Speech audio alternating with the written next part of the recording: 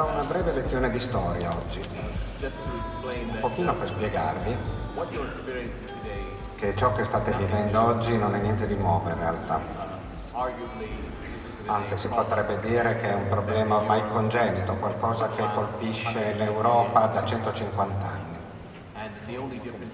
L'unica differenza oggi come oggi sta nel contesto di ciò che noi chiamiamo adesso l'Unione Monetaria Europea.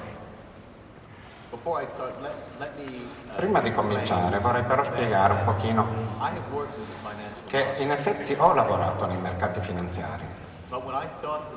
Quando avevo cominciato a farlo, eravamo stati formati a credere che la finanza fosse qualcosa che fosse in un qualche modo l'ancella dell'industria e non l'opposto. Io non ho mai svolto alcun ruolo nel creare questi prodotti Frankenstein della finanza, come gli swap per il default del credito. Lo voglio dire chiaramente, io non ho responsabilità.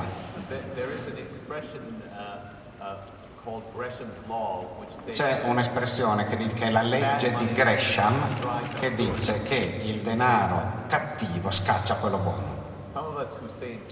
Chi di noi ha lavorato nella finanza sta cercando, alcuni di noi, di riportare il denaro buono sul palcoscenico e scacciare quello cattivo. Bene. Il problema che abbiamo oggi nell'Unione Monetaria Europea, discutiamone.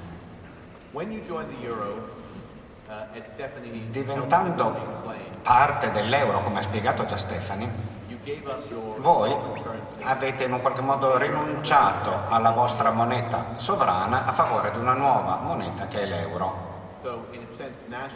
Quindi, da un certo punto di vista, le banche centrali nazionali hanno tenuto delle riserve dalle banche centrali per motivi di pareggio, di compensazione, e a loro volta ovviamente alla Banca Centrale Europea è impedito comprare i debiti direttamente dal governo, i titoli di Stato. Quindi, da un certo punto di vista, voi avete ceduto la vostra sovranità nazionale, il vostro rapporto con la Banca Centrale Europea è da molti punti di vista simile, anzi da tutti i punti di vista è simile a quello di uno Stato americano, di una provincia americana rispetto alla Banca Centrale americana.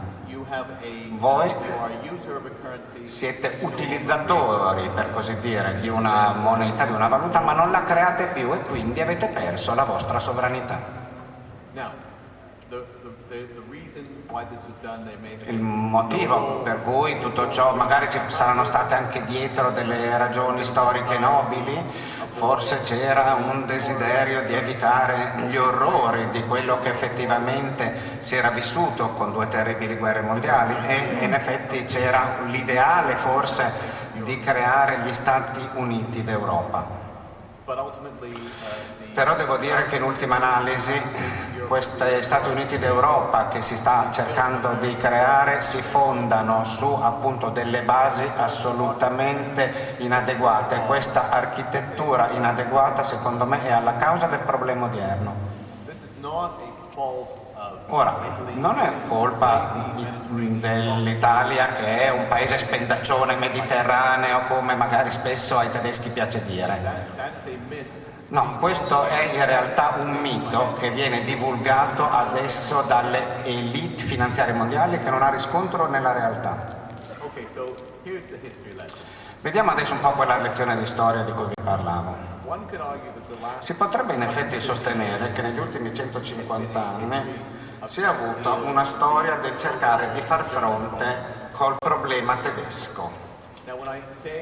Ora, quando dico che c'è un problema tedesco, non sto cercando di suggerire, indicare che ci sia un problema con i tedeschi, e né sto cercando di minimizzare, di ridurre il tutto a una caricatura molto rozza come quella che abbiamo visto recentemente su alcuni giornali, per cui la cancelliera Merkel è stata dipinta in uniforme nazista. No, non è un problema di questo tipo, quello Ciò che sto cercando di dire in realtà è che noi abbiamo avuto un problema di un paese che storicamente è stato molto più potente dal punto di vista economico dei suoi paesi, dei suoi vicini, e quindi stiamo cercando in qualche modo di porre una soluzione a questo problema in diverse modalità.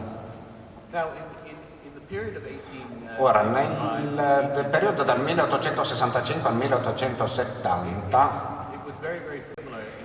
la storia è stata un po' simile a quella che si è poi avuta dopo il crollo, la caduta del muro di Berlino. Infatti in questi anni dell'Ottocento c'era un continente assolutamente diviso, frammentato. La Germania stessa era una serie in realtà di piccoli principati che si stavano unificando e che poi sono stati unificati in quel periodo e diventato un unico grande paese. Bene, la creazione di quello Stato-nazione non ha in origine causato alcun tipo di problema e non lo ha causato anche e soprattutto grazie alla diplomazia molto abile di Bismarck. Bismarck è riuscito in effetti a tenere le aspirazioni tedesche in linea e controllare, per così dire, gli impulsi imperialisti del Kaiser. Purtroppo però Bismarck in un qualche modo prima o poi doveva andare in pensione, così è accaduto e il resto è storia, perché in realtà gli impulsi espansionistici del Kaiser hanno avuto la meglio e hanno portato al disastro della Prima Guerra Mondiale. Di attuare delle misure di compensazione, obbligare la Germania a pagare grossi danni, abbiamo occupato gran parte del paese. Ed è abbastanza paradossale da diversi punti di vista che effettivamente le stesse politiche che poi gli alleati hanno imposto alla Germania dopo la Prima Guerra Mondiale siano poi quelle stesse politiche che adesso vengano introdotte entro un certo punto di vista su richiesta tedesca, imposte a paesi come la Grecia, l'Italia, il Portogallo e la Spagna. E poi ora sappiamo tutti cosa è successo. Non è che sto dicendo che avremo presto la salita al potere di un nuovo Hitler, sto dicendo però che questo potrebbe creare dei movimenti populisti molto pericolosi che hanno il rischio di trasformare l'Europa in un paese molto meno civile in cui vivere e un continente, anzi, in cui sarà difficile vivere nel futuro. Ora, come ho detto prima, questa soluzione cartaginese ha creato delle grosse ripercussioni, c'è stata una specie di rappresaglia, c'è stata la salita al potere del nazismo e poi la Seconda Guerra Mondiale. Dopo la Seconda Guerra Mondiale abbiamo cercato una strategia, un'impostazione diversa e abbiamo diviso la Germania. Noi a Occidente avevamo l'influenza francese e americana, l'Est è diventata parte del blocco sovietico e penso che, ovviamente questo avrebbe potuto funzionare per un certo periodo di tempo fino a che le forze della storia non avrebbero spinto verso la riunificazione tedesca. Ritengo però che sia importante rendersi conto del fatto che i fondamenti dello Stato moderno tedesco si sono avuti proprio in quel periodo. Abbiamo avuto un governo occidentale che era assolutamente impegnato a favore della libertà del mercato, alla libera interazione fra domanda e offerta e all'importanza dell'intervento dello Stato per garantire che la concorrenza non venisse manipolata da cartelli e monopoli. È stata l'economia di mercato sociale tedesca questa. Qualcosa che peraltro ha funzionato molto bene e ha creato le fondamenta proprio della Germania attuale. Ritengo che sia giusto dire che all'epoca tutto questo è stato anche favorito dalla generosità americana, va detto, nell'immediato post Seconda Guerra Mondiale.